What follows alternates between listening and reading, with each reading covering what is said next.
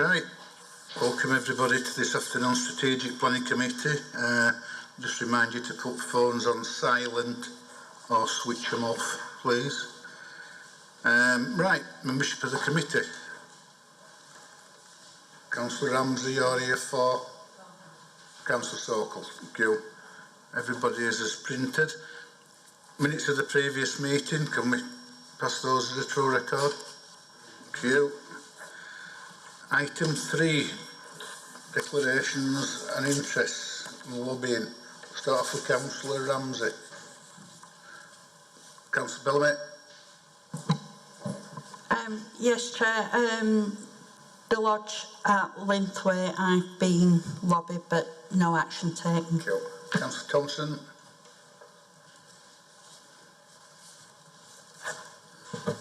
Not been lobbied, Chair. Councillor Pinnett. None, Chair. Councillor Pattison. None, Chair. Councillor Greaves. None, Chair. And myself, none for a change. Right, item 4, we are doing this in public. It's some technical issues, I believe, today, but they are being sorted. Item 5, any public questions? No questions. No. Deputations, petitions? No deputation. Right, this is a new one for last 14-15 months. We haven't been doing them. We did do some site visits this morning. First one, Acre Street, Linley. That was item 7. Item 8, Church Lane, Linthwaite, Huddersfield. Item 9, planning applications. Blah, blah, blah, all rules and regulations. Item 10, this is Acre Street, Linley, Huddersfield, page 11, and it's Nick. There you are. Thank you, Chair. My name is Nick Hurst, case officer for this application. This application seeks the erection of a new accident and emergency facility for Huddersfield Royal Infirmary, along with associated external works. Members may recall that they were briefed on this proposal when it was at pre-application stage at the committee meeting on the 3rd of June of this year. Huddersfield Royal Infirmary estate is split between the main east grounds and west grounds as shown on the plan. Car parking for staff and visitors is spread across the two sites. The red line boundary is that of the application. The hospital's current A&E are located here to the north, just above where it says South Drive. Apologies, I was hoping I'd have a laser. They are no longer considered fit for modern purpose and are reaching the end of their operational life. Therefore, this proposal seeks to replace them. It is currently intended that the old A&E would become admin and storage space were this application approved and implemented.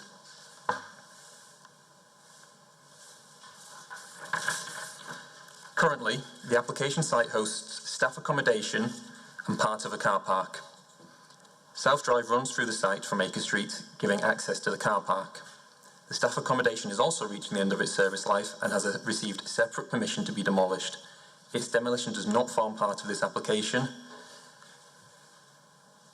The building just to the north, but within the application boundary, will be unaffected by the proposal, so the staff accommodation is the building to the south.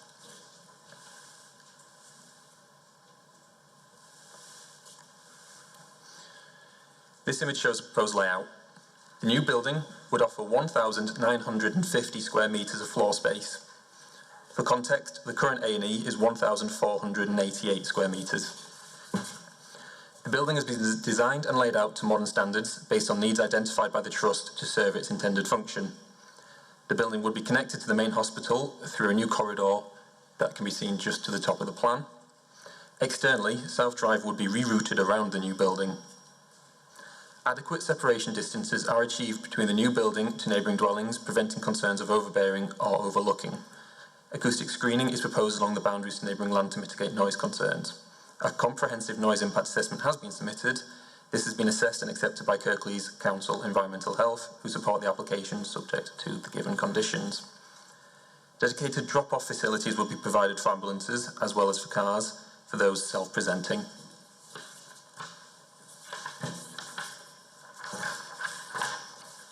The self-presenting drop-off area will include a call button linked to reception to ensure direct contact can be made during the drop-off. For parking, the development includes 37 parking spaces. This includes 22 standard, 9 disabled and 6 electric vehicle charging point bays. However, the development would replace 133 existing parking bays which would be lost. These are predominantly accessible for both staff and visitors. Therefore, there would be a net loss of 96 parking spaces. Through you, Chair, I will now invite Chris Dowse from Highways to comment on the Highways matters. Thanks, Nick. Through you, Chair. Access to the proposed new NA is to be taken from Acre Street via the existing South Drive access. This is in the form of a simple prior to T junction. It's considered suitable to serve the proposed new NA facility. With regards to traffic generation, the proposed new facility is a replacement for the existing A&E, and in terms of traffic generation, it is considered it would be very similar in traffic levels, and any increases would be negligible. In terms of parking, as has been stated, there will be a loss of 96 spaces. As part of the assessment, the Hospital Trust have undertaken a cumulative parking assessment, which demonstrates that there is a total capacity on site of 172 spare spaces. Taking into consideration the loss of the 96 spaces, this would still leave a spare capacity of 76 spaces, which Highways are satisfied is adequate for the needs of the hospital, would not lead to the need for on-street parking. Thank you.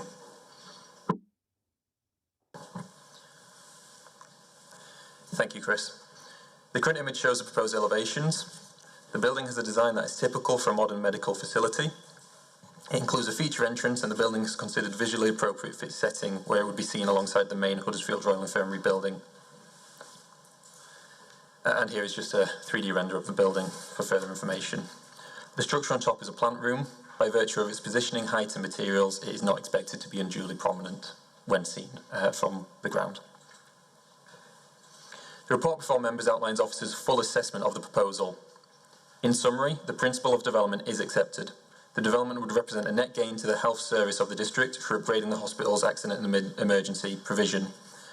There are no concerns relating to visual or residential amenity. While parking spaces may be lost, the applicant has demonstrated adequate parking across the whole site.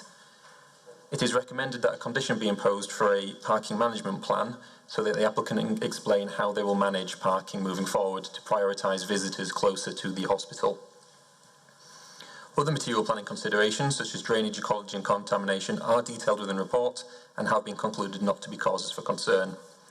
10 objections have been received from local residents, as have two local ward member concerns. These are considered and addressed within the report. Officers do recommend approval of the application subject to the given conditions, with nothing further to add, Chair. Right, we've got two speakers. When we move on to members' questions, etc., there's another 3 people here to answer any questions as well, if needs be. So, first speaker is Anna Basford. Thank you. The Chair and members of the Planning Committee, thank you for the opportunity to speak to you this afternoon. My name is Anna Basford. I am Director of Transformation and Partnerships at Calderdale and Huddersfield Foundation Trust. I speak today in support of the application that seeks full planning permission for a new Accident and Emergency Department at Huddersfield Royal Infirmary. The application has been submitted by Calderdale and Huddersfield Solutions, who are a subsidiary of the Trust that manage our property assets. Firstly, I would like to say that we welcome the officers' committee report and recommendation to grant full planning permission this afternoon. We have had a good dialogue with officers and members throughout an extended period of pre-application and determination.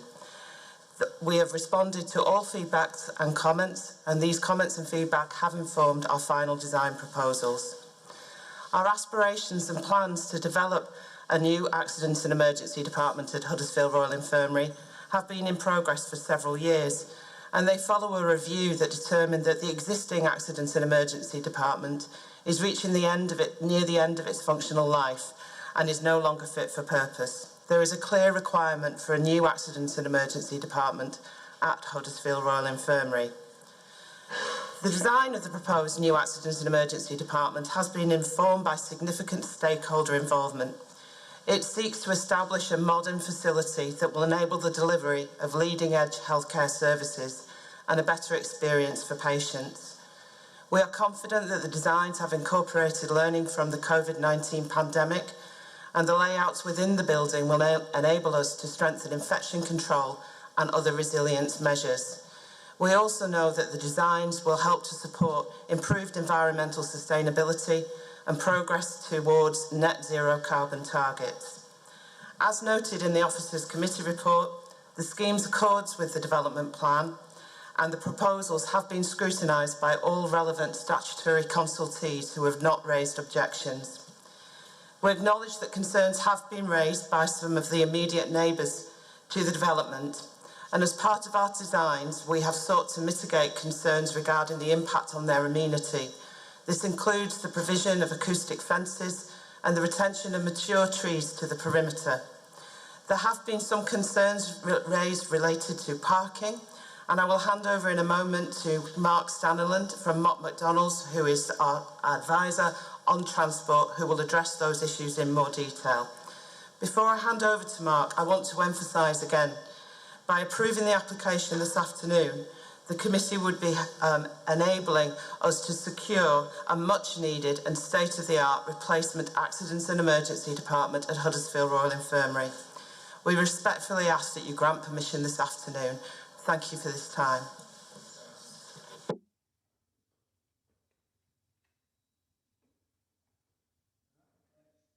Is Mark Staniland. Afternoon. My name is Mark Scanland. I'm a chartered civil engineer and project principal at Mott MacDonald. I've got over 30 years' experience of designing and assessing civil engineering projects and providing highways and transport technical advice. I lead the transport planning team in Sheffield and Newcastle, and we've been helping the Trust with their development proposals for HRI. As you'll know, HRI is located on Acre Street in Lindley, and the main site can be accessed off both Acre Street and Occupation Road, both of which link to internal estate roads that cross the site and provide access to car parking surrounding the main hospital building, serving patients, visitors and staff. In addition, there's also the Acre Mill outpatient facility on the other side of Acre Street, which has its own access and parking provision. The development proposals will create a new state-of-the-art clinical building, A&E facility on the main site. This will replace an existing staff residence building known as Savile Court and an area of existing parking provision, but will also involve creating some replacement parking as well as cycle parking spaces and landscaping and the like. The proposals leave most of the current access arrangements unchanged, but relocate the emergency department to the new building. This means blue light ambulance access and egress and emergency department drop-offs will move and be accessed from an existing two-way access of Acre Street known as South Drive. It means the existing internal estate road will also be rerouted around the outside of the new building. All other access points and external highway provision remain as is. Given the changes being proposed, we've undertaken a transport assessment that looks at travel to and from the existing site and the impact of the proposed development for both motorised and non-motorised users. This takes on board proposals for upgrading the A629 and makes use of traffic modelling data for that scheme, as well as arrival and departure data at the hospital and forecast changes due to background traffic growth and the development proposals themselves. The assessment indicates that the existing highway capacity is sufficient and that the site benefits from good accessibility and is served by a number of bus routes. In relation to parking, the Trust acknowledged that that the development will reduce the number of parking spaces on the main site. However, as has been mentioned, we've undertaken surveys of the existing car parks and have looked at existing and future parking accumulations. This work indicates that there is surplus parking available, mostly at Acre Mill, that exceeds the number of spaces that would be lost on the main site. The Trust are therefore aiming to promote use of this surplus by staff to offset the reduction on the main site. Notwithstanding that, we've also worked with the Trust to develop a statewide travel plan that's aimed at improving access for staff, patients and visitors. This includes a series of measures to promote sustainable travel and reduce dependence on the private car, and the Trust are already starting to take these measures forward.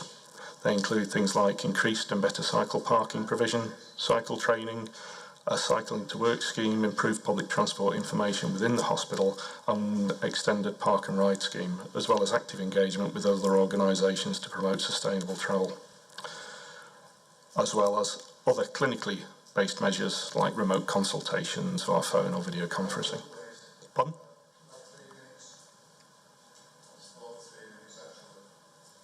Okay. Over to you. Councillor Petition. Thanks, Chair. I've just actually got a question, and it is around the drop-off facilities, and I'm pleased to hear that there will be a call button there, because I do know not everyone comes by ambulance, and sometimes it is in emergency situations that people end up at the drop-off places provided. And they are, A, some distance from the actual entrance, and B, they're going to have to cross the path of exiting ambulances. Now, at least the ambulances are exiting, they're not coming in, and so they won't hopefully be coming at speed. But I'm also, I can't quite see from this plan, is that a wall in between the drop-off places and the ambulance bay? Because what I could just see people sort of rushing in their concern and rushing right across the ambulance bay, and ended up getting taken into A&E themselves after being hit by an ambulance. I am just concerned about that separation between drop-offs and the ambulances, and it being that far away. The fact that there's a call button, that does help. So I'm pleased to see that. But could I just have some sort of reassurance about how that ambulance bay is contained and secured, basically?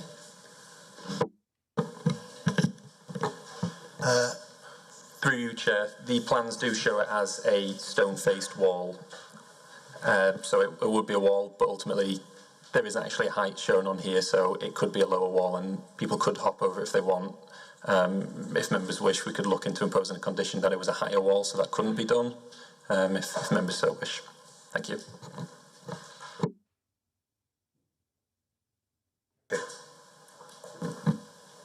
Thank you, Chair.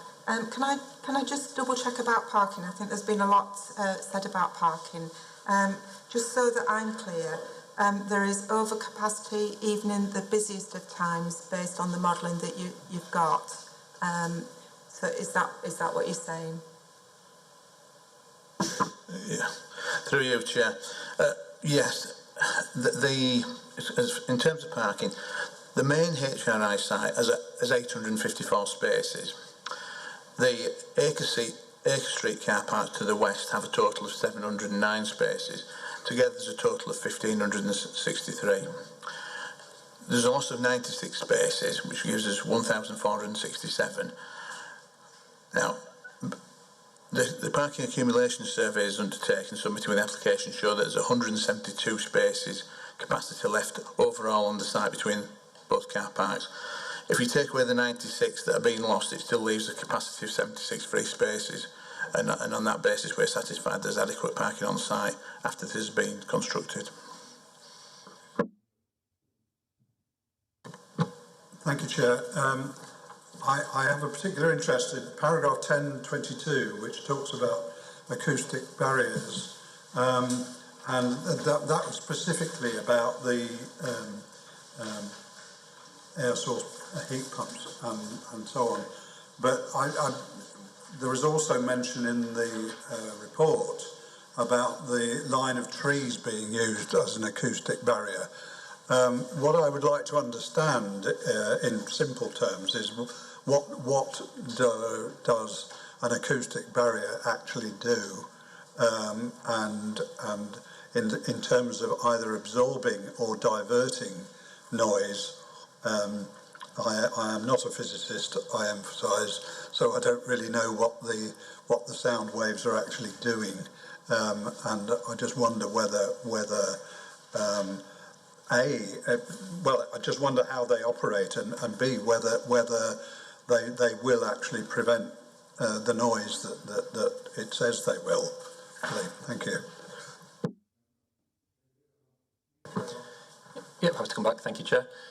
Acoustic barriers, I too am not a physicist, so as a very simple explanation, acoustic barriers, sound travels in waves in a direct line, and so a barrier, it is just that, it physically breaks it, it can bounce off it or it can be absorbed into it.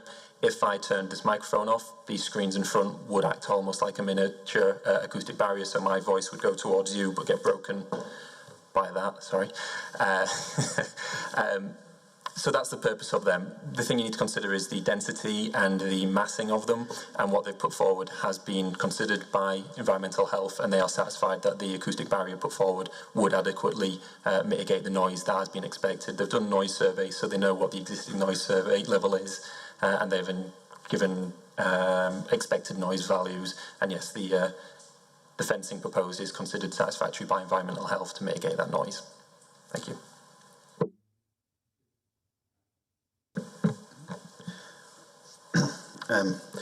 Along with many residents, I suppose my big concerns are about the long-term future of HRI, A&E and critical care at that site, but that isn't what this application is about. I think from what we've heard, the only thing that gives me some unresolved concerns is regarding the migration of staff parking from the HRI site to Acre Mills. If I heard correctly from the applicant's traffic consultant, the word he used was to promote the migration. It needs to be something far more direct and effective than that. The vast majority of patients who are going to be visiting the HRI site are going to try and access the main public car park there. Everybody who's a resident who's used it will know the difficulties that they've got with that.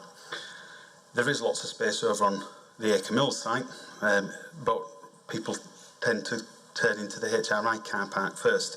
So for these changes to work, the balance of public parking needs to shift.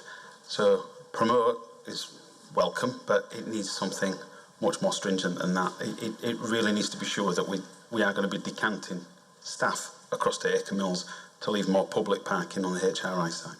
So I would ask that if this application is approved, that there is a condition with some form of guarantee around the increased public car parking provision on the HRI site.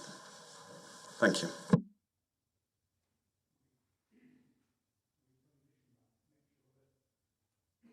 People who are visiting the hospital know exactly where to go. So there is sufficient car parking space. I've been myself a few times, but it's all very well when you know the place and you've got used to it. When you're new, unfortunately we do need signposting at times, so can we condition? Thank you, Chair. Yeah, there is a condition proposed. It is the car parking management plan, and that will emphasise the need to direct people to the right places in the car parking strategy. Thank you, Chair. Members, any more? Councillor Thompson. Thank you, Chair.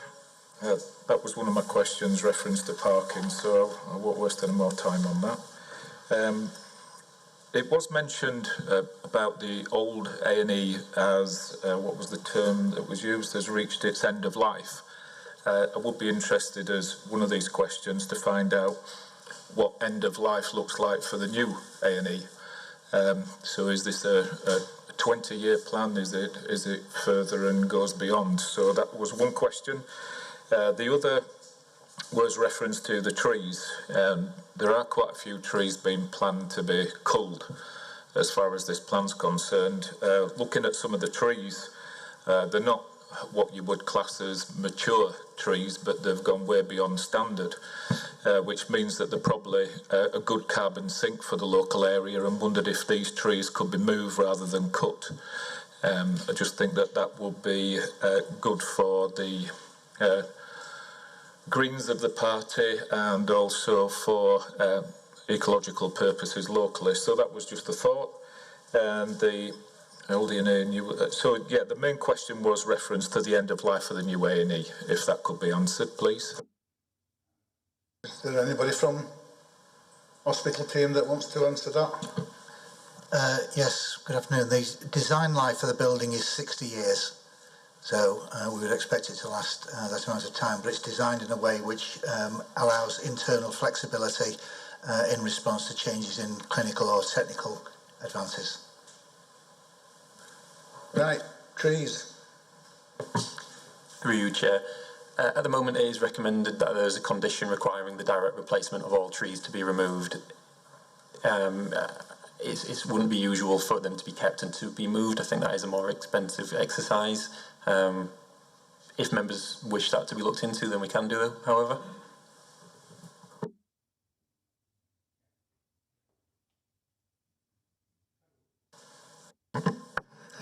Thank you, Chair. I just wanted to follow up my earlier comment and say that I would like it to be conditioned that wall between the drop-off and the ambulance bay needs to be sufficient that people can't hop over it. It doesn't need to be a horrible barrier, but something that certainly stops somebody in their panic trying to get there as quickly as possible. And just a comment on trees, if I dare.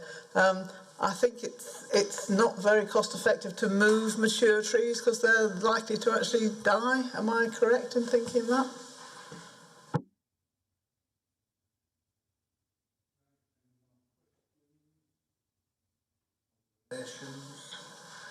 Is somebody going to put their hand up and move it, or moved by Councillor Patterson? Do we have a second to Councillor Thompson? Right, we'll go to a vote. You've no need to put your buttons on. She'll light you up automatically. So we're going left to right. Yeah. Councillor Ramsey. For. Councillor Bellamy. For. Councillor Thompson. For. Councillor Greaves. For. Councillor Patterson. For. Councillor Pinner. For. Councillor Hall. For. Unanimous. Unanimous. Right, next item. Item 11.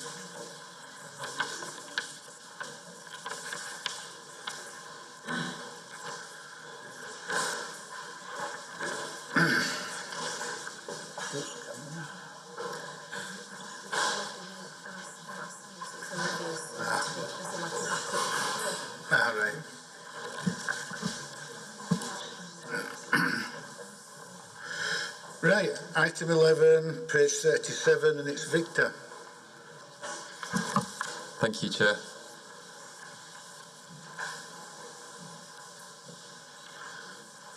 My name is Victor Grayson, Development Management Master Planner in the Majors and Minerals team.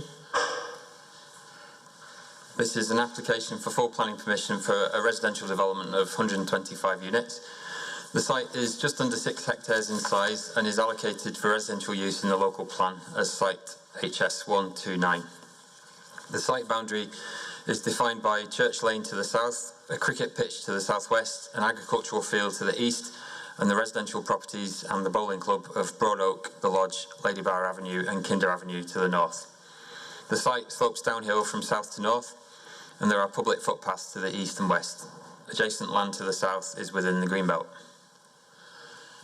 Just to clarify how this site relates to other development sites in this part of the Colne Valley and slightly beyond, this plan highlights local plan housing allocations in orange, including the Black Cat site to the east of the site that's being discussed today, and also the Royds Avenue site to the west, which has a historic planning permission granted in the 1970s.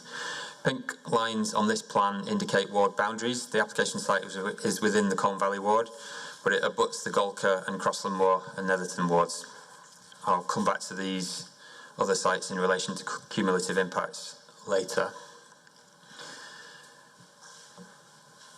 In this aerial view, we see that the site comprises land divided into 5 agricultural fields with dry stone walls. This site was Greenbelt land, however, with the adoption of the local plan and the site allocation, the site was taken out of the Greenbelt, and in planning terms, the site is a previously undeveloped greenfield site.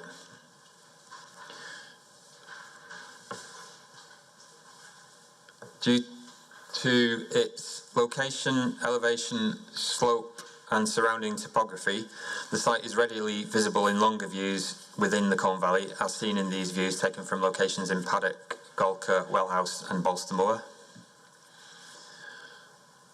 And the site is, of course, visible from all points along its long frontage to Church Lane and from the Lodge, which is a cul-de-sac to the north of the site, as well as from Kinder Avenue to the north and from adjacent properties.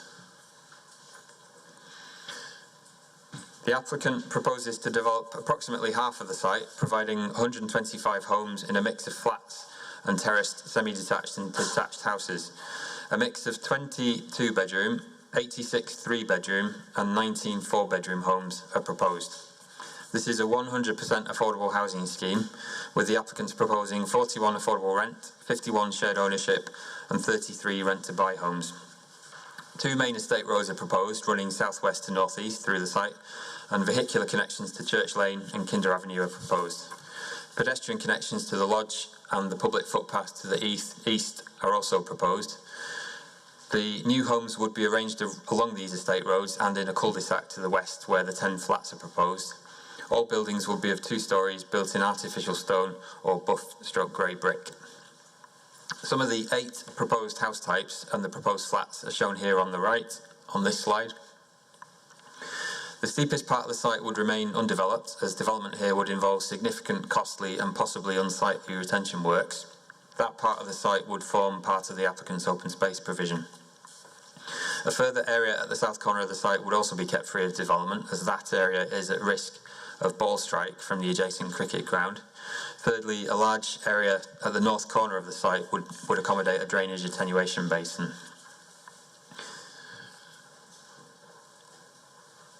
These sections through the site illustrate how the applicant proposes to deal with the site's topography and how new buildings will be adequately spaced away from existing residential properties. Some excavation and retention is proposed, however this has been kept to a minimum by confining development to the lower, less steep parts of the site. And then in this final slide,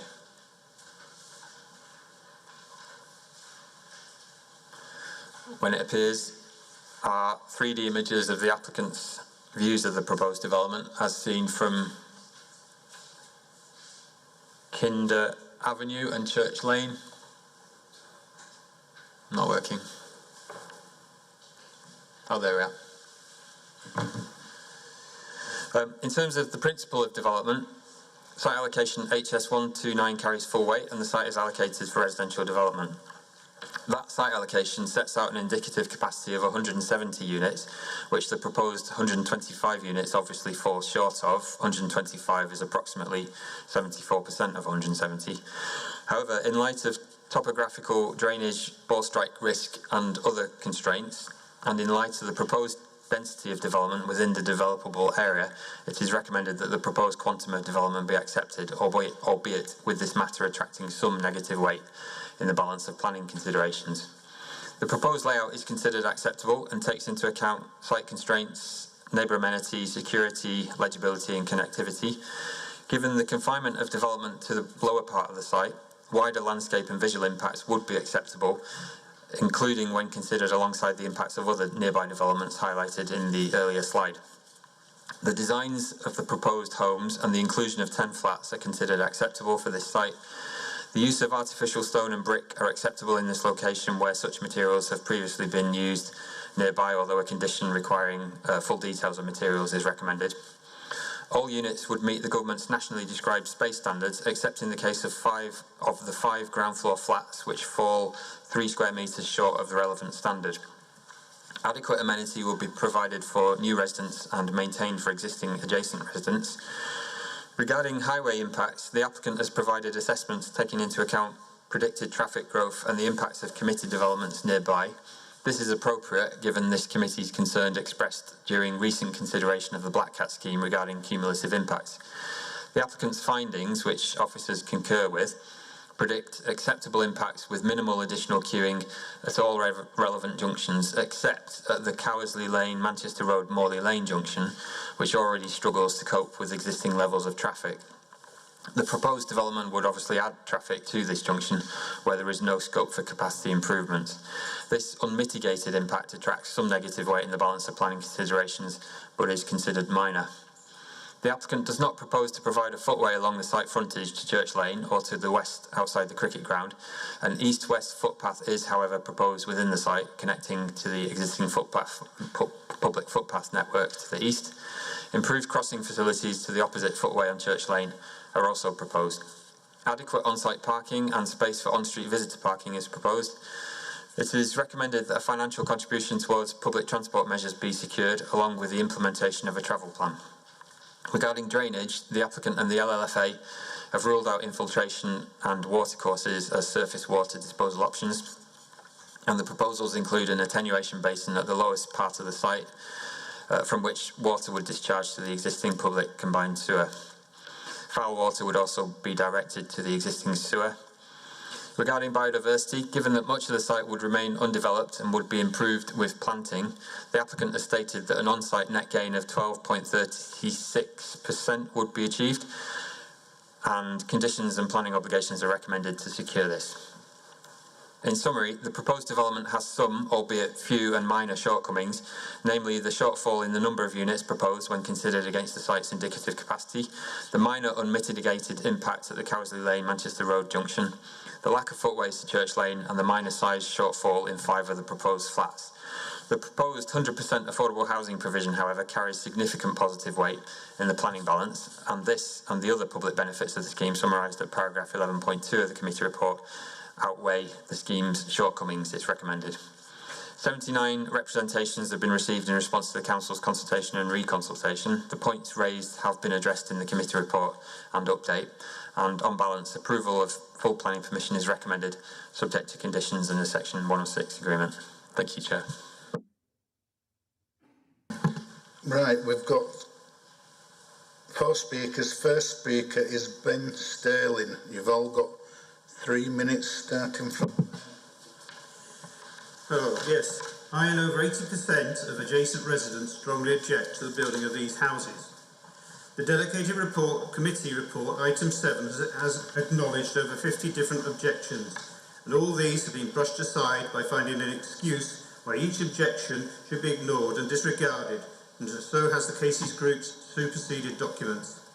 It is obvious that Kirklees and Casey want this project to go ahead, and objections have been skillfully sidelined. I request the committee members read through all the objections item 7 again, and bear in mind that there is an cumulative effect and higher impact when objections are linked together, i.e. noise and light pollution and busier highways and more dangerous junctions, no doctors, no dentists, because they're all full, etc., etc. Surely not all our objections are unfounded. Too much attention has been put on the benefits for the residents of the new build, whilst discarding existing residents. It is important that committee members view this proposal alongside the 2 large nearby proposals, of 300 plus homes within 110 metres at Slant Gate already started, and 770 houses at 400 metres away at the Black Cat site, and combined would heighten the need to seriously heed these objections. These houses should not be built because this land is a greenfield site, and Kirklees should prioritise building on brownfield sites. Great lengths have been taken with an ecology report to justify this by leaving land west of Church Lane on the steep banking for trees and wildflowers, communal garden, etc. However, Kirklees insists that entrances are left for a future phase 2 build, when this area would be destroyed. So the ecology report for this greenfield site must be assessed, including this phase 2, before a build is considered. The adjacent houses at Broad Oak are a community built in real stone, and many of the other adjacent houses are also real stone. The proposed cheaper brick and concrete building products are not considerate, respectful, or at all in keeping, though Kirklees currently are ignoring this. The design and access statement says the proposed new development takes its lead from the existing local architecture and therefore will be sympathetic. Clearly, this is not the case. The flat's communal garden for 30 plus people has been recklessly placed next to existing properties, which could lead to terrible noise problems. Also, the proposals have 10 houses bordering and overlooking the hayloft, which is unacceptable and are examples of where valid objections have been ignored. Proposed entrance at Church Lane. Sorry?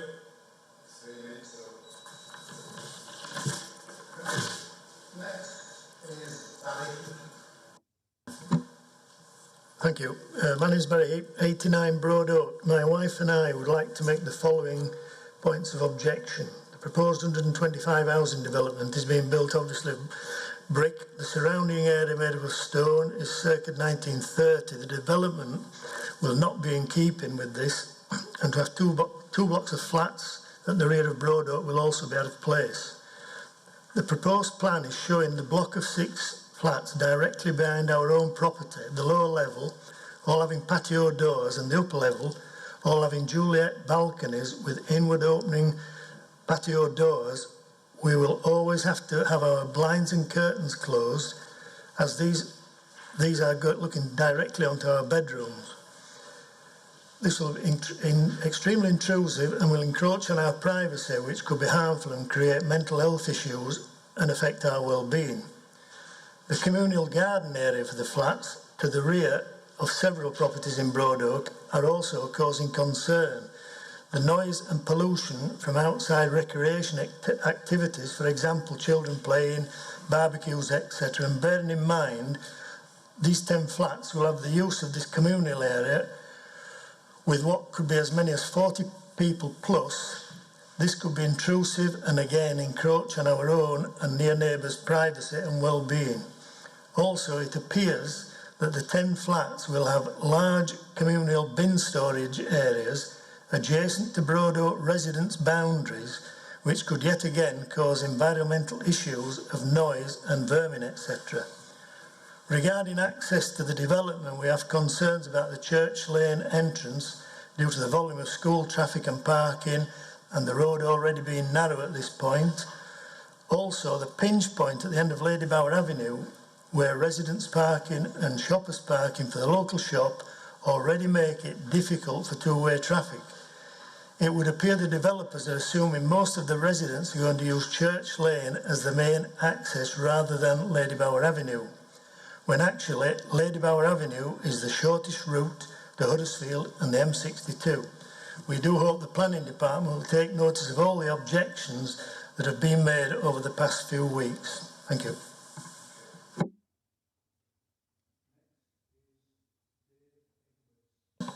Thank you.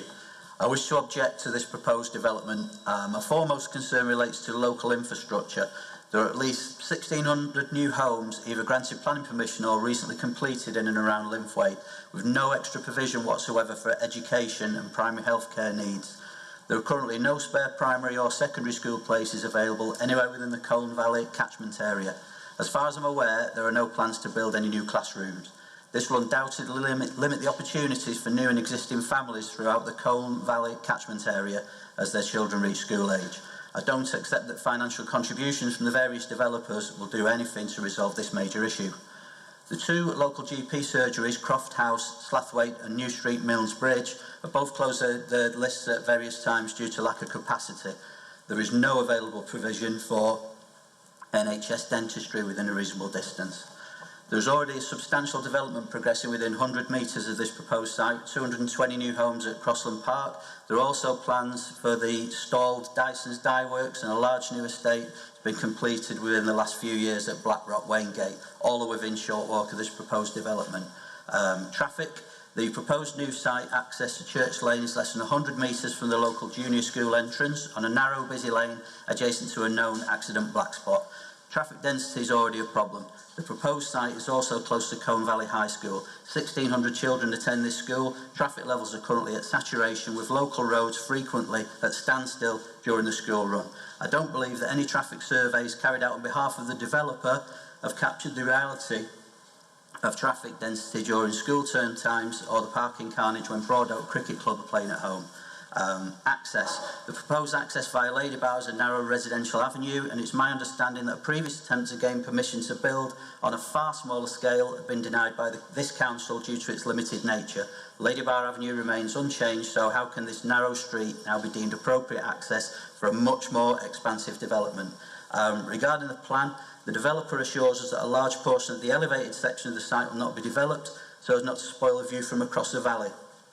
If this is true, why is there a gap between plots 96 and 97 labelled potential future access?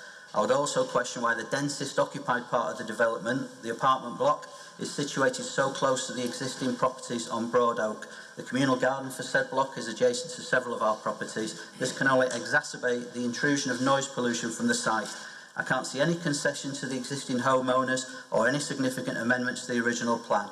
This plan is purely designed to benefit the developer's bottom line, with no consideration for the needs of existing and potential new residents. I would respectfully ask the committee to reject this application. Thank you. Spot on, 3 minutes. Next is Stephen Hughes. Thank you, Chair. Good afternoon, members. My name is Steve Hughes. I'm Planning Manager for Yorkshire Housing. I'm pleased with the recommendation before members. It's a detailed report which sets out how the scheme accords with relevant planning policies and technical constraints affecting the site. I would, however, like to emphasise the following points.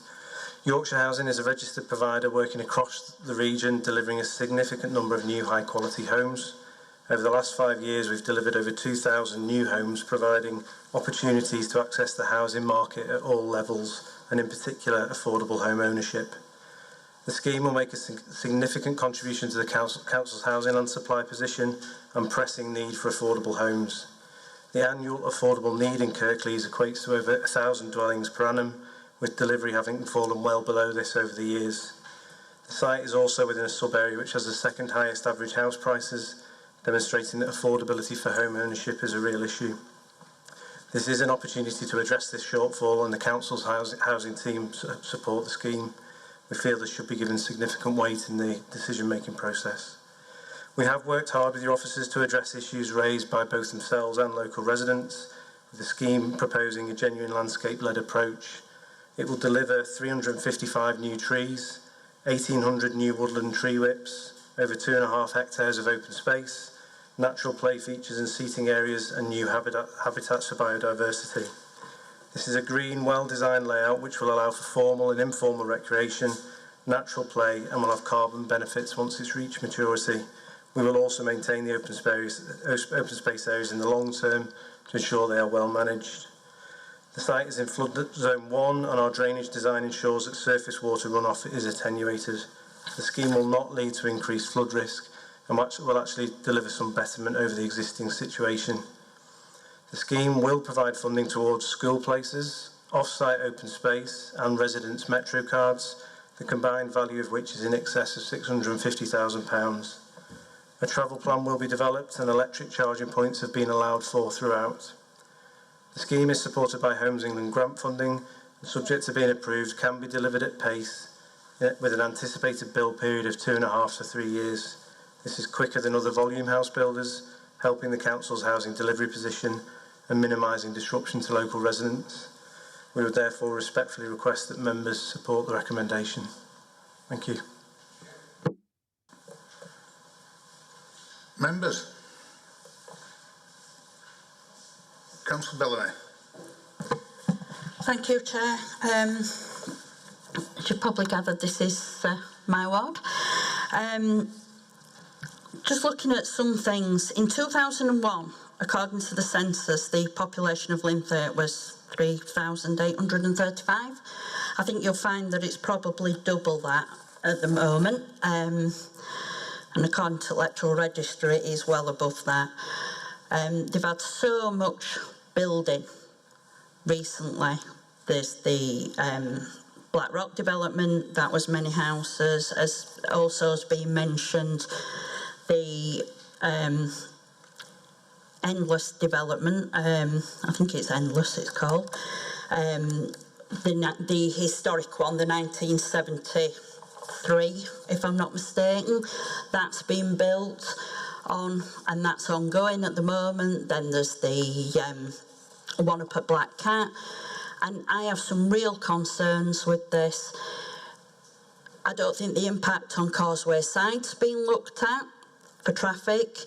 You're going to get many vehicles go down that way. The flooding, Linthwaite is really known to flood due to the drainage systems. The infrastructure, there isn't any in Linthwaite, as has already been mentioned. There's no doctors, there's no chemists, the schools are full, all of them. So, I mean, I know that the developers said there's 106 for, you know, for school places, but where are these school places? Because they don't exist, and there's no possibility of the primaries extending anyway, however you want to go up. There's just no possibility of that. We've just recently, in cooperation with Pride in Linthwaite, done a Listen to Linthwaite survey. There's lots and lots of issues being brought up there. You know, you've no village centre, you've no community hub. Linthwaite's very split because it's two ends. There's no supermarket as such or anything like that. There is a shop at the bottom, but then you'd be going down Causeway side. It's just, I don't know. And Metro cards, well, the bus service is absolutely awful, so I don't think that, to be honest, it is relevant at all. There's might be one bus comes up an hour if you're lucky. There's also Dyson Dye Works at the bottom. That's another one that's been done. Byram's building just higher up, Gilroyd Lane. It just seems that every time anybody wants to build a house, it's, oh, let's stick it in Linthwaite. Linthwaite used to be the smallest village in the whole of the Colne Valley. It is now definitely the largest. And it's getting bigger and bigger, and they have no infrastructure or anything in Linthwaite, and I just feel that this is not suitable. And the thought of them using brick really does not work with me. As already said, most of the houses up there are stone. The church is listed, which is very close. And to be honest, it'd take make it convincing me to actually, you know, agree to this plan. And at the way I am at the moment, I'm tempted to move refusal. Thank you.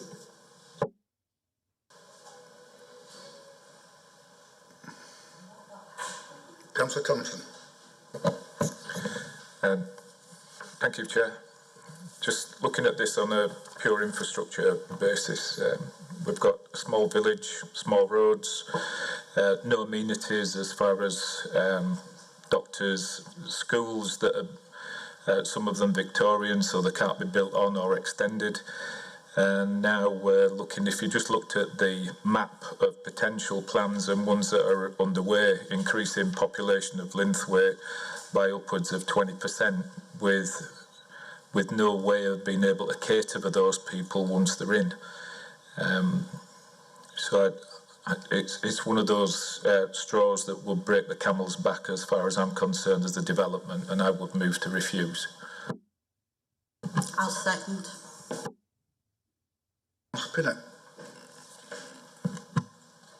Right, thank you, Chair. I mean, before I say anything else, I would point out this is an allocated site, and the planning inquiry that examined our local plan clearly didn't find anything that would have stopped development on this site. However, that doesn't mean that one accepts anything that comes along. I do concede that it is difficult, given the existence of other sites in very close proximity to this one. I mean, in particular, the Black Cat site, which, although it's not in the Colne Valley technically, is so close that it has an influence over this, what goes on here in many ways. And correct me if I'm wrong, but I think there's a school planned on that site. Although the problem with that is that it won't happen for a number of years. So that's not available unless the phasing is such that the school gets built before some of the other things.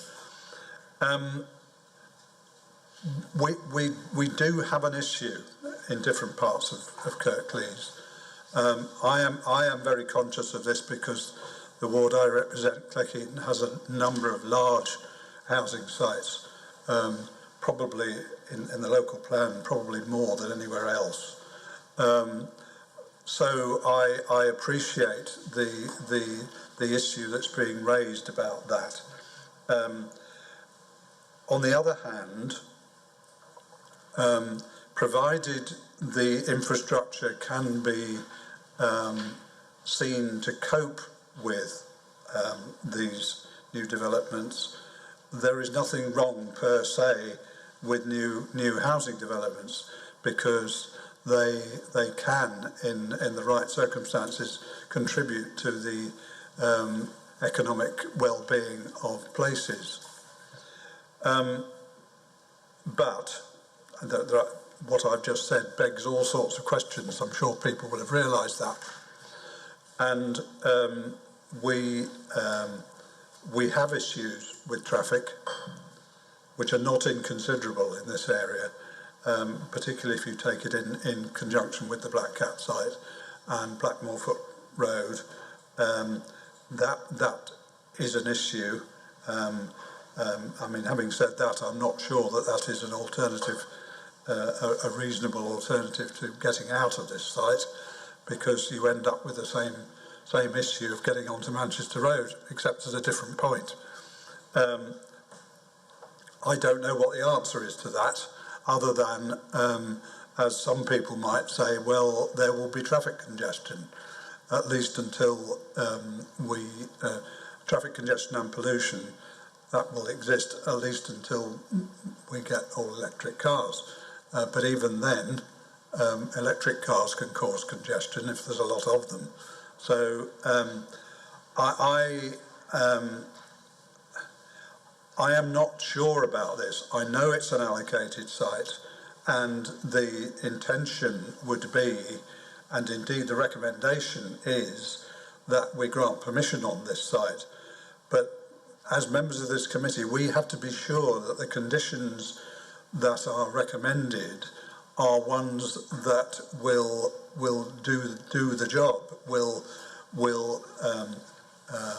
go some way at least to mollifying the views of local residents, and try and sort out some of the issues that do exist.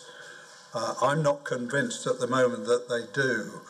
I mean, I hear that refusal has been proposed. I'm not quite sure on what grounds. I'm sure we will hear in due course. I will leave it at that for the moment. But I do think that it was right for me to mention some of the issues that we've got to consider when dealing with this application. Thank you, Chair. Sandra Carroll. Thank you, Chair.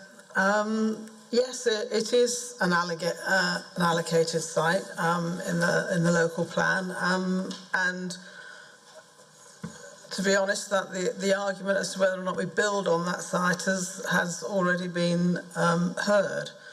I am pleased to see 100% affordable housing. I mean, we have, of all the sites that we have had in recent years, this is the first one that's coming from a registered provider, and it is sorely needed. We know how many people there are on our waiting lists, and how many people sorely need affordable housing, especially now. So this is the first one, and I'm happy to support it just on the grounds that it is affordable housing.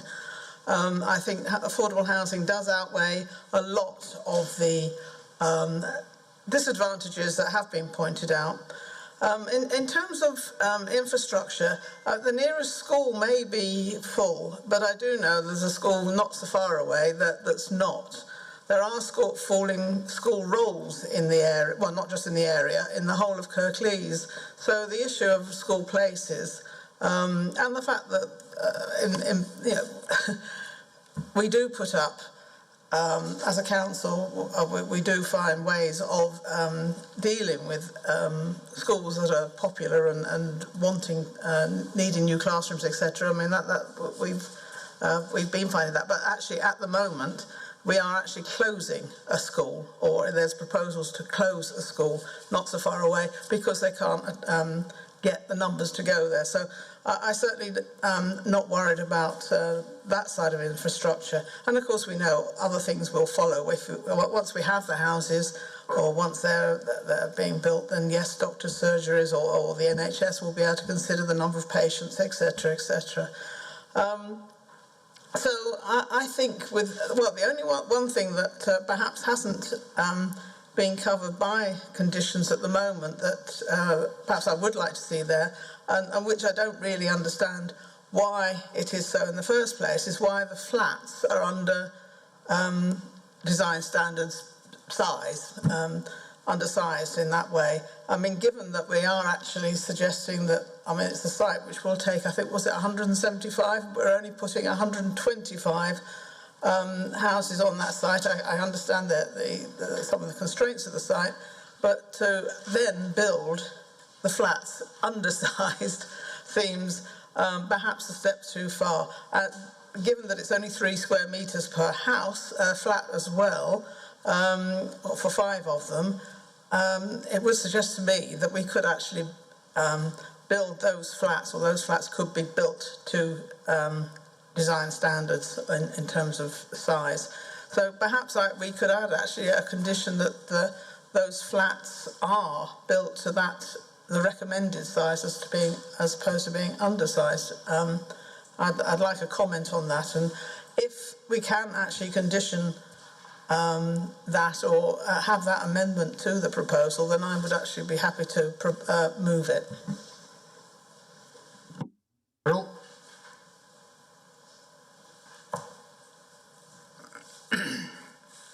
Any more?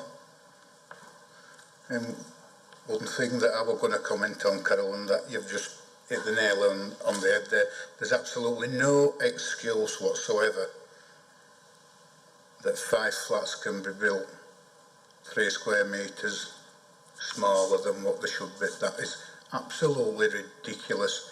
It's skimping beyond belief, is that when you consider there's 74% of the site that's being built on my maths, that's 26% that's not, and yet they still can't build them to the proper standard. I think that's a disgrace, actually. And I will keep mentioning it every time we get applications that come here and developers can't be bothered building them to the proper size. I'll bring it up time and time and time again. It's not on. So far, Andrew?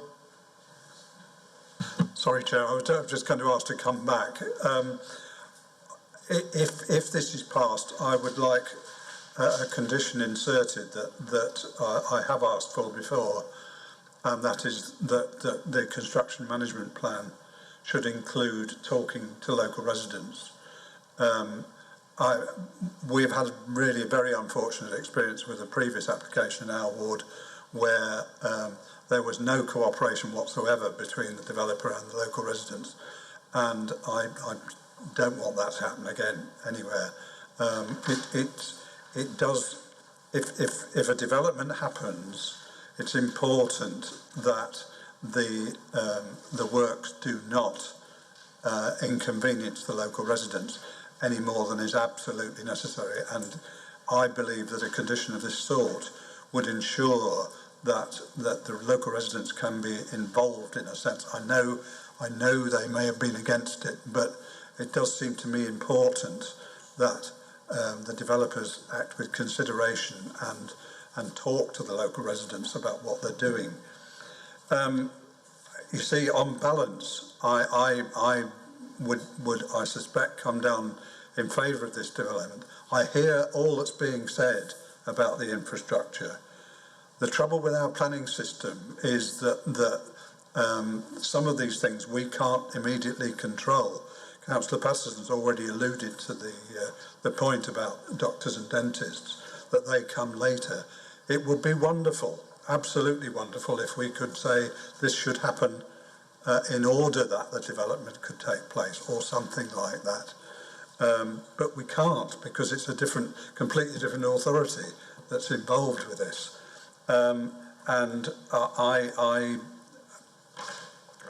mean, I do know that there is an imperative towards building as many homes as possible.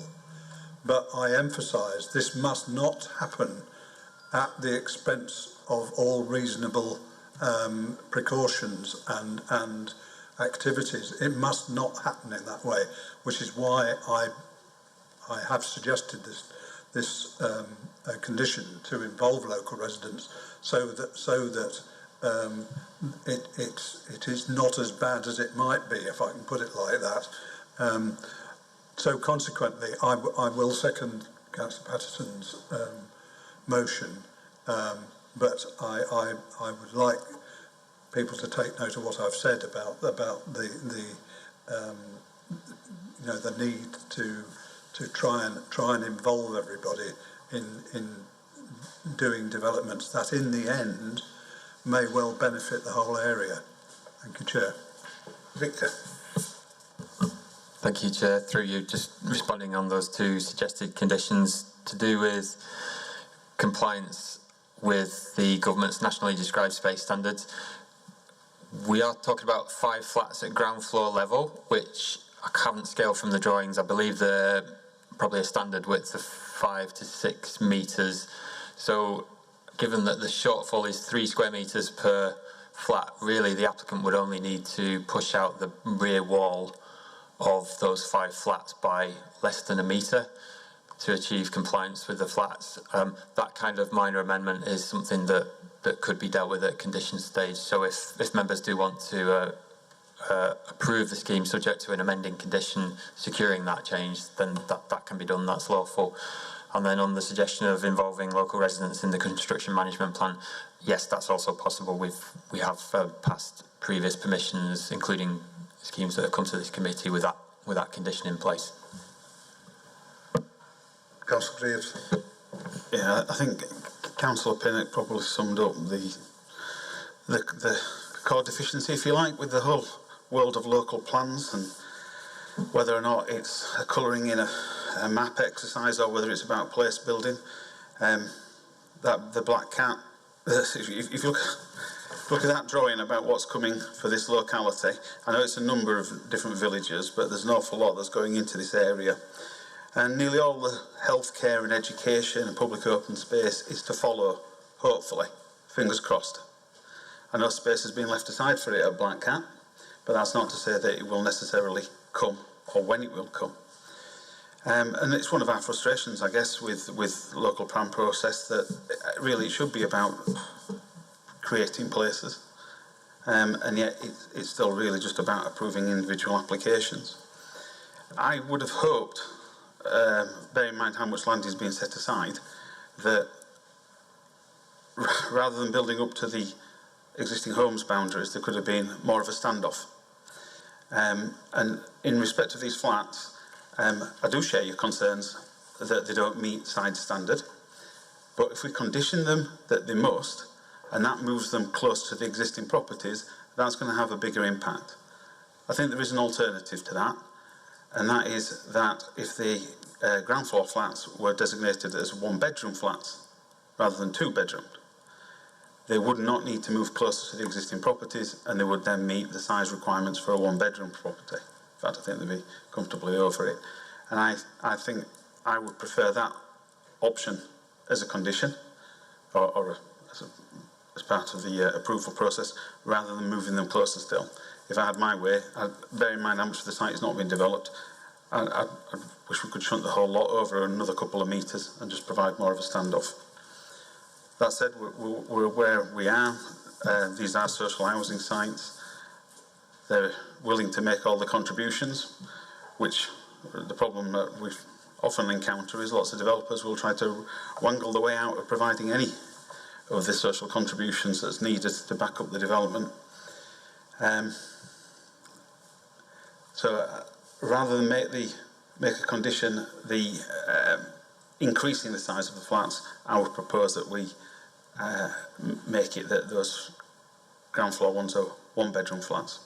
Thank you. David? Thank you, Chair. I was just going to comment on the numerous comments about the local plan and a number of allocations in that area. And I think Councillor Pinney alluded to it as well in his words. And, you know, the local plan has been thoroughly tested and went through examination several years ago. And there was a lot of community involvement and consultation. And I'm aware that, you know, some local residents might have forgotten about that level of consultation. And I'm aware that the local plan will not have been satisfactory for everybody, but there has been a lot of strategic considerations for infrastructure in that area, and including the Black Cat site. And just, you know, refresh the committee members to a few cycles ago at Strategic Committee, the Black Cat's application, when it came, had a significant education contribution of 1.3 million. There are education contributions attached to this proposal of over 400,000. So I just wanted to reiterate that, Chair. It has been tested, and I'd like that to be in members' minds when making the decision as well. Thank you.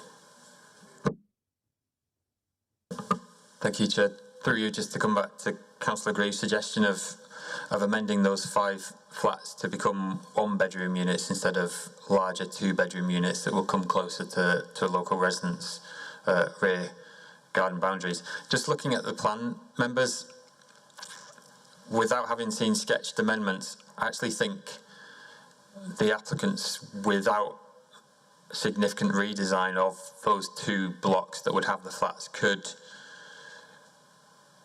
enlarge the ground floor flats to be policy compliant or NDSS compliant without bringing any elevations closer to neighbouring properties. There seems to be space around those 2 buildings where they could accommodate the, as I said, less than 1 metre expansion of the footprint of those flats. So it's up to members how they'd like to word the condition. It could be perhaps worded along the lines of these 5 flats shall be amended to achieve NDSS compliance, be they changed to 1-bed units or 2-bedroom units, so long as they don't come any nearer to neighbouring residents.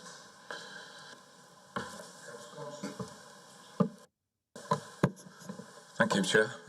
Just like to comment on the contribution in education.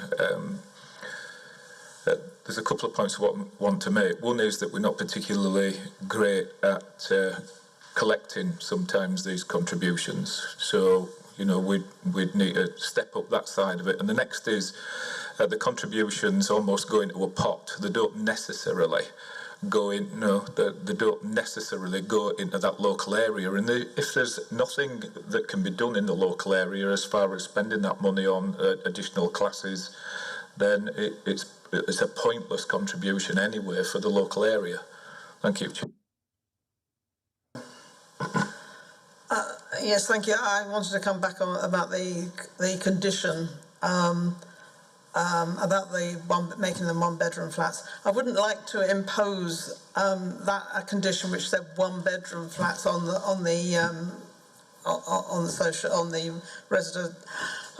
registered housing provider.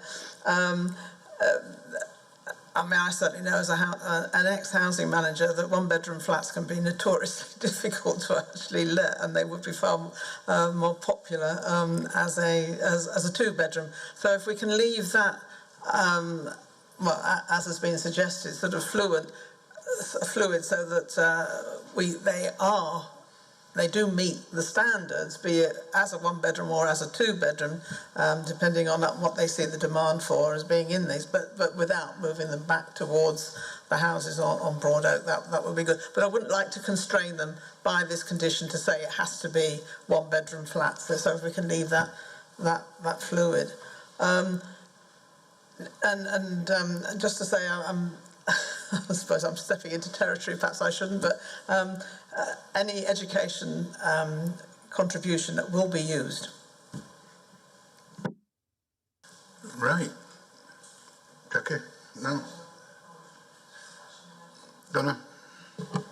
Thank you. I'm just wondering if somebody can come back to me on, has any assessment been done on the impact on Causeway Side Road? Because I can see that being an absolute nightmare. It already is, and especially with school buses and everything else coming up and down it. Thank you, Chair. The assessment, obviously there's been a distribution, transport assessment includes a distribution of traffic.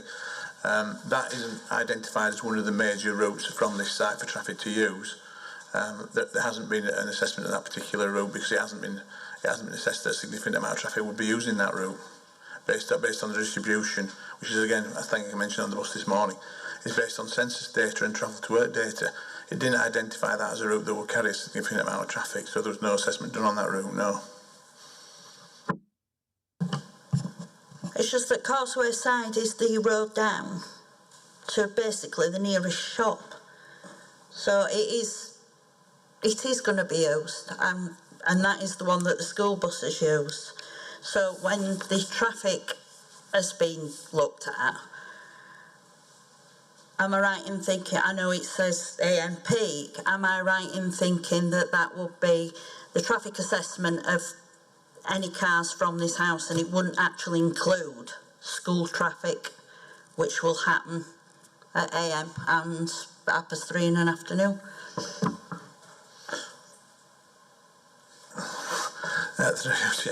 The assessment assesses the morning and evening peaks because they are the busiest periods on the highway. But the distribution of the traffic on the network is based on national census data, and that is based on travel to work census data, because travel to work constitutes the largest amount of travel in the peak periods. It does include some school travel, and some of those school trips are linked trips where people drop children at school and then go on to work. But the standard methodology for doing a transport assessment is based on travel to work census data. Right, I'll bring Deborah in, and then after that we'll try and make some progress as we've got two proposals on the table. Deborah. Yeah, thank you, Chair. Can I just summarise where we are at the moment? We have a motion on the table which is incomplete for refusal, but that was placed first. We have a mover and seconder for the officer's recommendation.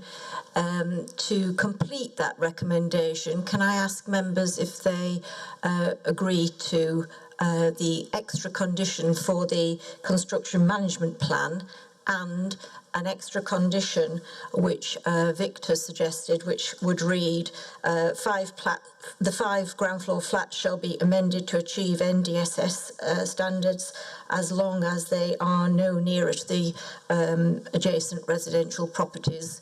So those are the wording of the 2 additional conditions which would be added to the recommendation. So how you propose to take it, I don't know, Chair.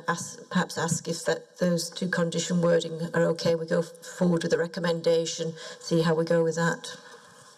Right. So, first one that were completed, moved and seconded, were for refusal, so we need reasons. I've got a note of the reasons that Councillor Bellamy suggested. Yeah. Well, this is what I've written down. Cumulative impact on traffic due to the adjacent developments, the impact on, in particular, the impact on Causeway Side, prone flooding issues, infrastructure, inadequate, schools and GPs are full, and bus services are inadequate. So those are what Councillor Bellamy has suggested, I don't necessarily think all of them are appropriate material considerations, so they need to be whittled down, I would have said.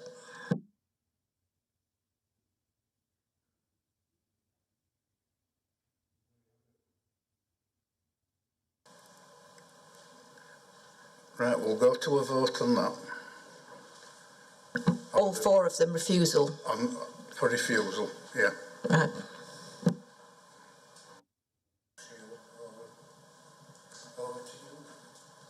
So you're voting for refusal on the basis that Deborah just outlined.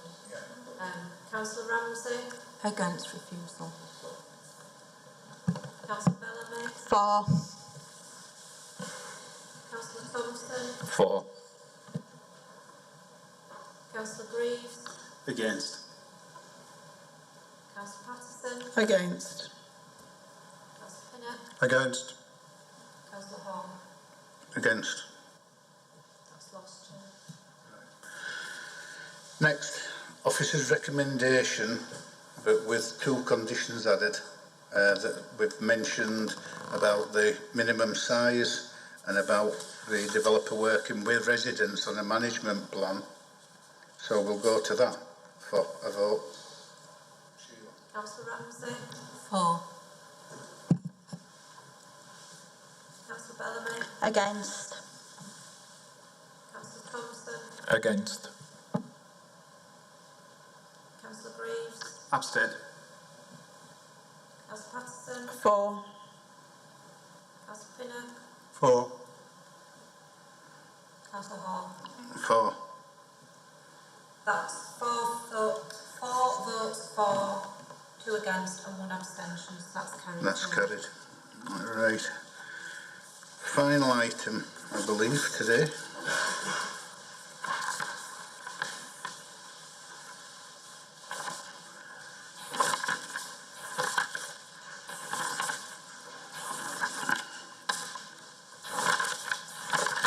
Item 12, page 71. This is Commercial Road, Skelmanthorpe. Callum Harrison. Right, Callum, it's all yours.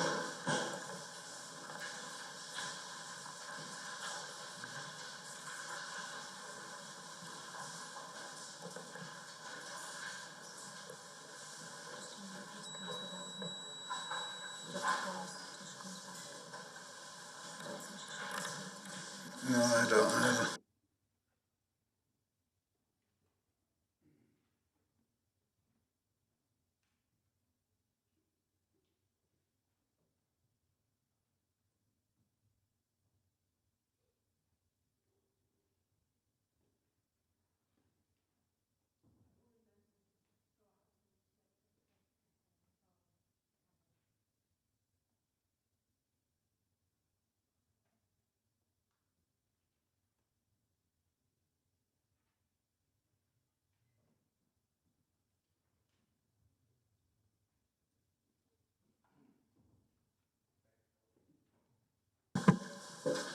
Thank you, Chair. Good afternoon, members of the committee. My name is Callum Harrison. I'm the case officer responsible for this application at Pennine Industrial Equipment Limited, Manacroft Works, Commercial Road in Skelmanthorpe. On screen now is the existing site plan. The applicant is seeking permission for the partial demolition and change of use of the existing public house to offices, redevelopment of the public house car park, erection of new storage units and workshops within that car park and associated alterations. As can be seen by the plan on screen now, the site is partially set within the conservation area indicated in blue. The Skelmanthorpe Recreation Ground bounds the site to the west and dwellings bound the site to the south, the east and the north. The site consists of the former Chartist Public House, which is set to the west-hand side of the red line boundary. There is currently an existing small vehicle access between the sites, but the 2 sites are mainly split by protected trees indicated by the green box on the screen. Pennine Industrial Equipment Limited are an international business which make conveyor parts. The company have operated from the site for approximately 35 years and hire 60 members of staff, of which the company claim 80% live in Kirklees, with 25% living in Skelmanthorpe itself. The company have stated that they have currently outgrown the existing site and need to expand. This proposed development would expand the existing business by up to 10% in terms of workforce. On screen now is the proposed site plan. The applicant is seeking permission to erect 4 units in the former pub car park, with the rear parts of the pub to be demolished. The remaining parts of the pub would then be converted to form offices and a reception area for the business with associated facilities. The proposal also includes the formation of vehicle access between the 2 sites and a turning circle for HGVs to serve new units. This would result in fire protected trees to be felled. They are indicated by the empty circles on screen. The application has gone through various revisions as outlined in the committee report. Initially 11 trees were proposed to be felled all the way along the boundary between the 2 sites. However, after extensive negotiations, this has been revised to see 5 trees removed. This has led to units 5 and 6 being combined with an access set in front of 6. This unit will be used as a plastics and storage facility. Unit 7 will be used as a workshop, and Unit 8, the furthest unit to the north, will be used for storage only. On screen now are the photos of the existing pub site. The picture on the left hand side is the principal elevation, which will be retained and refurbished in the application. The picture on the right shows the later and existing extensions which are to be demolished.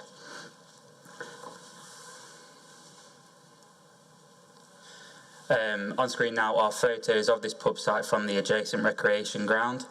On the left hand side you can see the trees and the car park, which the business currently uses as an overspill car park. The right hand side you can see the rear elevation of the pub, the boundary treatment between the recreation ground and the pub site, and the car park again. On screen now is a photo of the existing access between the sites, and the 5 protected trees that are due to be felled are marked with the red dots. The key consultee of KC Trees made comment on this application. Initially, the tree officer objected. However, after the series of amendments to the scheme, the trees officer stated that they are satisfied with the proposed layout. They are satisfied that the proposed layout incorporates the most protected trees possible if the expansion is to be permitted. And whilst the loss of 5 protected trees should not be taken lightly, this harm should be assessed against the wider benefits of the scheme. KC Ecology were also made comment on this application regarding the loss of trees. They stated that there is limited scope for ecological harm due to the built-up area surrounding the site and the trees.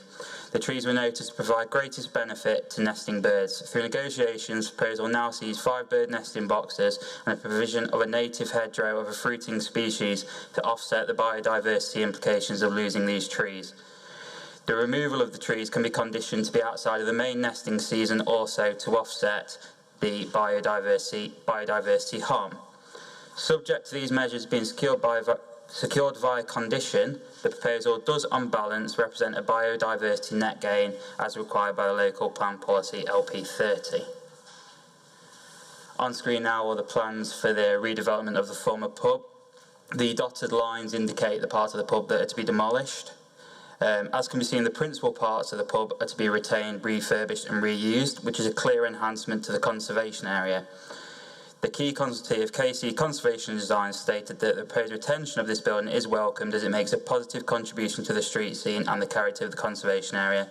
They stated that the rear extensions, as later additions in a less prominent position, contribute less to its significance, and on balance, their demolition was considered acceptable. On screen now are the plans and elevations for the 4 new units in the former pub car park. As can be seen on the north elevation and the west elevation, these units will be screened by the existing pub, and the hedgerow to the rear will help soften their impact on the adjacent recreation ground. Officers recognise that this would still be a substantial massing on this elevation and would have significant impact on the recreation ground. However, these 2 screening factors, the pub and the hedgerow, would mean that this impact would not be detrimental. I thought there was another slide. The proposed storage unit, can you just put it back and I'll just go back to one of the other site plans, please. Go on.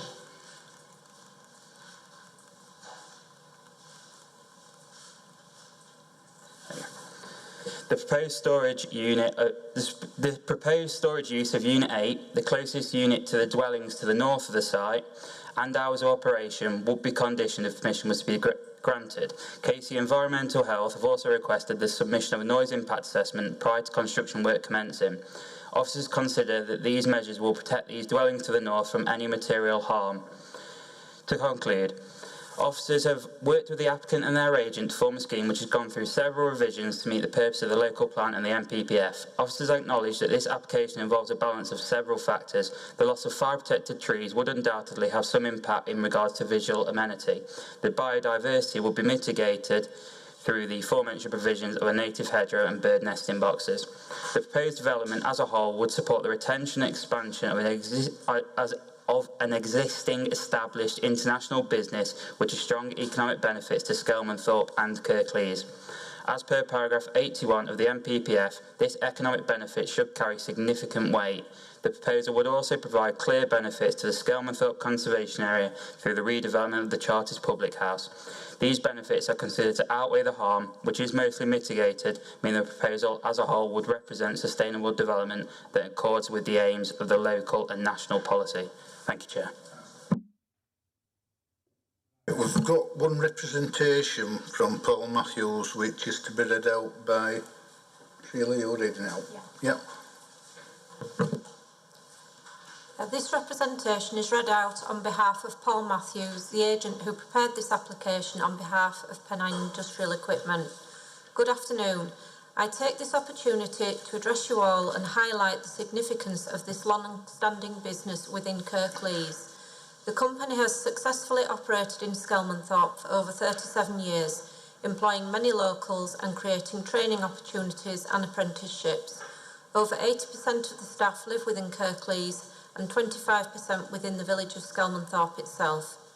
The company continues to grow and develop and now needs to invest and expand further. This, in turn, will create more employment opportunities and apprenticeships. The initial application was met with some opposition. These have been assessed and analysed, with many amendments and changes made to the initial scheme. The proposals bring back into use the former Charters pub, removing the previous rear extensions, including the flat roof outshot. The former public house is a prominent building in the Skelmanthorpe Conservation Area. It's remained unused, vacant and has deteriorated over a number of years. The number of trees to be removed as part of the proposals have been significantly reduced, 11 down to 5. The first floor extension above the existing single-storey engineering workshop has now also been omitted. Overall, the amendments now have support from the many internal consultees, such as Conservation and Design, Highways and the tree officers. The Planning Case Officer now supports the application and has accordingly recommended a conditional approval for the scheme. The stark reality, if this application is not supported by committee and granted consent, is that the company will have to explore other alternatives, most probably a relocation. Taking into account land prices for commercial sites, it is likely the company would relocate outside the Kirklees area and into a neighbouring Yorkshire district. This in turn will lead to increased travel for the many local employees. Some may not wish to travel and look for alternative employment elsewhere. The outfall of a refusal has serious implications, not only for Pennine Industrial and its workforce, but also raises other issues such as traffic, emissions and reliance upon motor vehicles. I ask you all to carefully consider the impact of not supporting the officer's recommendation for a conditional approval in this particular instance. Thank you for your time. Right, members, it's over to you. Councillor Pinnett. Thank you, Chair. Generally speaking, I'm supportive of this application. However, I would like to ask some questions just to clarify what is meant. I'm assuming, for the sake of clarity, that although we've got separate units here, they are all for occupation by the applicant. They're not to be let out to anybody else. I mean, it may be that we might want to put a condition on to say that that's what they're for. I don't know. having looked at the plans, I do wonder whether the new buildings, which are they're not in the conservation area, but they're adjacent to it, put like that, they look a bit horrible, and I just wonder whether there's any possibility of trying to soften that somewhat. I'm not quite sure how, but they do look a bit brutal, in my humble opinion. And the other point is, has any thought been given to replacing the trees on another site, assuming that can be identified? Well, I'm sure it can be identified, because I know that's been done. Certainly, in one case in my ward, it was done in order to enable a development. But I do think that rather than, I mean, yes, we're replacing the trees with hedges, but I do think that the trees should be replaced with trees on another site. Thank you. Yes, I was going to ask the very same question about replacing trees elsewhere. I mean, it's not a great number, but it would be good to see. And also, I can see that there's been some new trees planted already in the playground next door. But if there's room for any more, or if there's any other site, that would be good.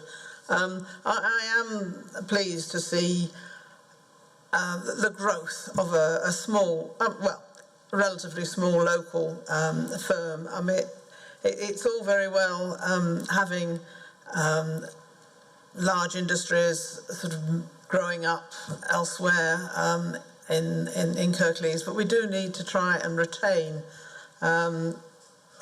existing small businesses and industry, and to enable them to expand as much as is actually possible. I mean, there's many of these villages, certainly in the south of Kirklees, have got these local businesses that do need to be retained for the benefit of the villages themselves and the villagers.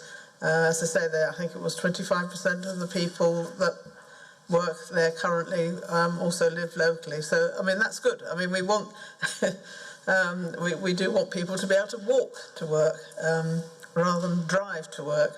So I am in favour of this scheme, but if we could also have half a dozen trees placed elsewhere, I'd like to see that in the condition. So I would actually move it with that condition attached, that there should be some trees off-site planted somewhere.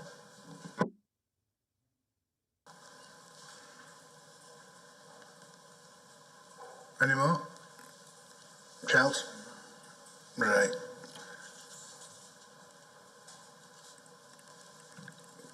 We'll make that a condition, Callum.